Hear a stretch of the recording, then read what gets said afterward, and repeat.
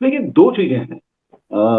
आपके सवालों को मैं दो हिस्से में देना चाहूंगा। एक तो ये जी। कि आपका है कि महंगाई और बेरोजगारी मुद्दा नहीं बनता है। ठीक है, मुद्दा बनेगा कैसे, बनाएगा कौन? अब आपको कुछ मुद्दे उठाने पड़ेंगे। इसको हम वहां से लेके चलते हैं, जैसे नोटबंदी। नोटबंदी में उन्होंने कहा था कि ये उद्देश्य नहीं पूरे हुए। क्या विपक्ष उसी बात पे डटा रहा? नहीं डटा रहा। विपक्ष में भी अगर मुख्य तौर पर देखा जाए तो आपके तमाम सारे नेता, राहुल गांधी के अलावा बाकी सारे नेता उतने मुखर नहीं रहे, नोटबंदी वाले मामले भी नहीं रहे। दूसरा जीएसटी, जीएसटी तो भाजपा का कोर वोटर था। आपको जीएसटी में जितनी परेशानियां हुई हैं, उनका फॉर्म 1 से लेकर फॉर्म 3 के बीच में तो मैच ही नहीं किया। कितने संशोधन किए, तो लेकिन क्या उस मुद्दे को आप उठा पाए कि कितने लोगों का नुकसान हुआ? आप नहीं उठा पाए। और तो छोड़िए, नोटबंदी में आपके भारत के सबसे पढ़े लिखे प्रधान, मैं पढ़ा लिखा प्रधानमंत्री इसलिए कह रहा हूं क्योंकि उनके पास डॉक्टरेट की डिग्री है, डॉक्टर मनमोहन सिंह। मतलब बाकी तो मानद उपाधि वाले हैं, वो बाकायदा उन्होंने मेहनत करके वो वाली डिग्री हासिल की है। उन्होंने कहा था नोटबंदी के बाद में कि आपको कम से कम 2% आपकी जीडीपी का इस पर के ऊपर असर आएगा।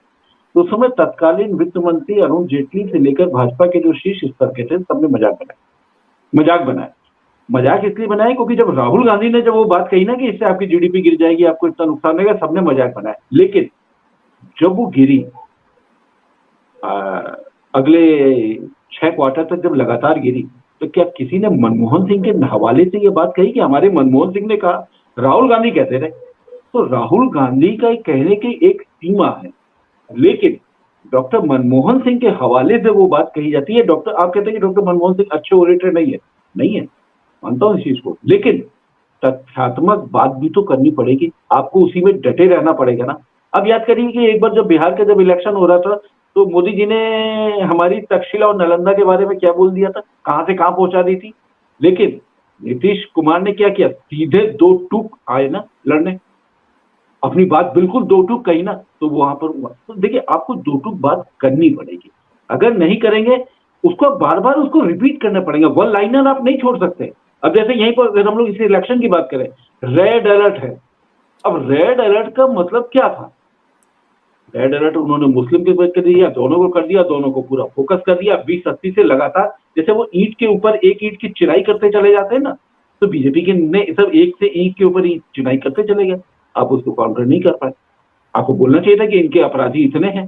चलिए देखिए, एक कहता ना कि हवा में सब नंगे हैं। हम लोग अखबार में जब वो एक ये टाइम होता था कि कोई जब ये सर्वे किया जाता था कि लोग कितना समय किस पन्ने को देते हैं, तो पता चला कि आया कि पूरे अखबार को 22 मिनट का एक समय दिया जाता है, जो पहले, अब नहीं, वो मैं आपकी बातें बता रहा हूँ 1980 और 85 वाली, कि उस समय 22 मिनट का समय दिया था। भारत में भी तमाम लोगों ने उत्साहित होकर सर्वे कराया।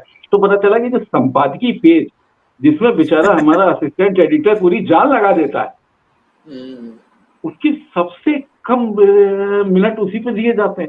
सबसे कम, मतलब अखबार में उससे कम कोई समय, कोई पन्ना ही नहीं है जो उससे कम किसी को समय दिया जाता है। तो ये तो देखिए एक हमेशा से होगा। अब मान के चलिए कि बहुत सारे लोगों का एक सोच का तरीका, पढ़ने का तरीका, वो बदल चुका है। अभी से नहीं, वो पहले से बदल चुका है। 1980 के समय से यही बहस चल रही है कि गंभीर विषयों पे लोग नहीं आते हैं, नहीं आएंगे, क्योंकि उनके पास समझ नहीं है। आज हमको ये ताना बाना समझना पड़ेगा कि समाज में बहुत सारे लोग एमएनसी में काम करते हैं। एमएनसी में काम करने का मतलब कि वो 18 घंटे काम करते हैं, वो 18x7 काम करते हैं। तो 18 से घंटे काम करेंगे तो भाई थोड़ा बहुत सोएंगे भी, थोड़ा वो भी करेंगे, तो उनके लिए तो व्हाट्सएप ही सफिशियंट है। तो हमको एक जरूरत के हिसाब से एक हमको कम्युनिकेशन बनाना पड़ेगा। अब जैसे ये देखिए, राहुल गांधी बहुत अच्छा बोलता है। मैं ये नहीं कह रहा कि राहुल गांधी के मुझे कोई शिकायत नहीं होता है, उनके बोलने के ऊपर, उनके कंटेंट से कोई शिकायत नहीं। लेकिन दिक्कत क्या है, आज जमाना पीपीटी का है। पीपीटी में भी क्या, वन लाइनर। हम याद करिए, जब हम लोगों ने कैरियर शुरू किया था तो वो पीपीटी पूरी भर करके बनाते थे। जब हमने कैरियर शुरू किया था करीब 38 साल पहले, तो हम पीपीटी भर के बनाते थे और गिनी चुनी पीपीटी बनती थी। तो लेकिन अब उसके बाद क्या आया, जब मेरा लास्ट असाइनमेंट भास्कर में था, तो हम लोग एक लाइन के वन लाइनर पीपीटी बनाते थे और एक लाइन पे ही बोल लेते थे 4-5 मिनट। 4-5 मिनट बहुत होता है, 4-5 मिनट लगातार बोलना, वो भी तब जब आप अपने न्यूज एडिटर या अपने कलीग को जब आप एड्रेस कर रहे हो पूरी बड़ी चीज को, बहुत होता है। तो वन लाइनर का जमाना है। वन लाइनर राहुल गांधी ने दिया, जैसे एक दिया, मैं ये नहीं कह रहा हूँ, अगर राहुल गांधी की भी प्लस पॉइंट पे भी बात करें, राफेल में उन्होंने दिया कि चौकीदार चोर है, ठीक है, दिया चौकीदार चोर।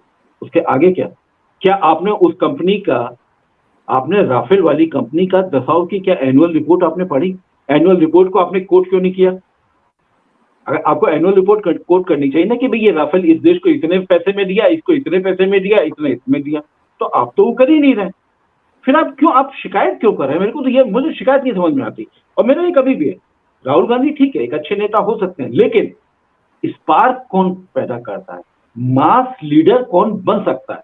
तो अगर उस बन सकने में अगर बात की जाए तो मुझे, अगर कांग्रेस के अगर हम लोग देखा जाए, कांग्रेस के अगर पूरा उठा के देखा जाए एक एक नेताओं की अगर फेवरेट, तो मुझे तो प्रियंका गांधी में लग रहा है कि प्रियंका गांधी ने स्पार्क पैदा किया। ठीक है, चुनाव नहीं जीती, अलग मुद्दा है, लेकिन उसने चुनाव में उन मुद्दों को ला तो दिया, सेंटर पे तो ले आई, फोकस बना दिया उसने, हर को बोलना पड़ा।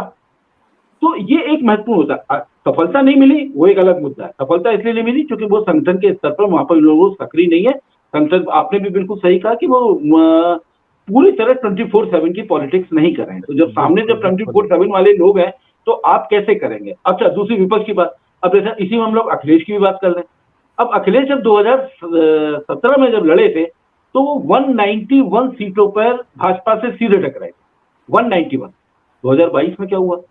2022 में 305 सीटों में सपा आमने सामने टकराई है बीजेपी। लेकिन क्या वो नैरेटिव अब भी बना पाए? अब तो चुनाव खत्म हो गया, कम से कम अब तो बना दो भाई कि हमने कितनी ग्रोथ करी। पहले 35 सीटों पर लड़े थे, अब आप कितने, अब जो फिगर आया है 99 सीटें आपने जीती, तो बहुमत तो लिया आपने। लेकिन आपको सोच का तरीका, मैं फिर कहता हूं, आपको सोच का तरीका बदलना पड़ेगा। मैंने अभी कुछ साल पहले जो लास्ट जो मेरा असाइनमेंट था, मैंने उस अखबार में गया, मैंने उसकी बड़ी स्टडी करी।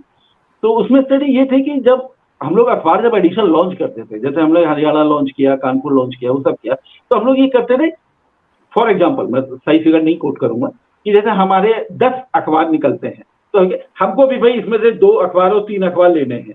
मान ली किसी शहर में टोटल नंबर संख्या 10 अखबार की है, हम उसमें लगे रहते थे 2 या 3 या एक्स अखबार लेना है, नहीं। लेकिन एक दूसरा अखबार आया, उसने क्या किया, शहर के सारे अखबार जोड़ो, शहर के सारे अखबार का सर्कुलेशन जोड़ो, और उससे कहा कि उसमें 10% और प्लस करके ये हमारा टारगेट है।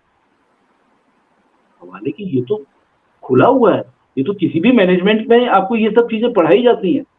किसी भी एमबीए में, अच्छे इंस्टीट्यूशन में आप केस स्टडी पढ़ते हैं, तो जब केस स्टडी पढ़ते हैं तो भैया हमारे यहाँ भी पढ़ लो। और दूसरी बात, G23 तरीके लोगों को मेरे को महत्व नहीं मानता है। ऐसे भाजपा में भी बहुत सारे लोग हैं, बहुत सारे लोग हैं जो खुद ही कह रहे थे कि भाई नितिन गडकरी तो वोट पे है, ये अपनी सीट पे नहीं जीत सकते, इन्हें मार्गदर्शक मंडल भेज दो, वहां बैठे रहेंगे, चाय कॉफी पियेंगे, रोज मजे करेंगे, और मैं आऊंगा। नहीं जाता, मैं तो नितिन गडकरी के में जाता हूँ। नितिन गडकरी भी कह रहे थे कि हमें भी भरोसा नहीं था, इसलिए हमने वो बात तो जुमला थी 15 वाली।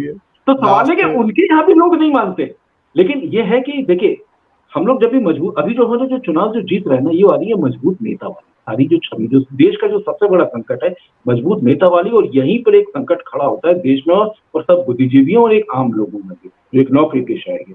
आप ये मान के चलिए कि जब भी बहुत स्ट्रांग नेता की बात होती है तो इसका मतलब कि आप ऑथोरिटेरियन स्टेट की तरफ बढ़ रहे हैं। ऑथोरिटेरियन स्टेट का मतलब क्या होता है? वही आता है जहां पे महंगाई नहीं हो रही, कोई बात नहीं। मैं तो कह रहा हूँ कोरोना में ये चीज साबित हुई है। अच्छा, आप क्यों मर गए? कोई बात नहीं, अरे अमेरिका में भी तो मरे। अरे भाई, अमेरिका में मरे तो इसका मतलब क्या? आप तो जायज हो जाएगा आपके मरना। आपकी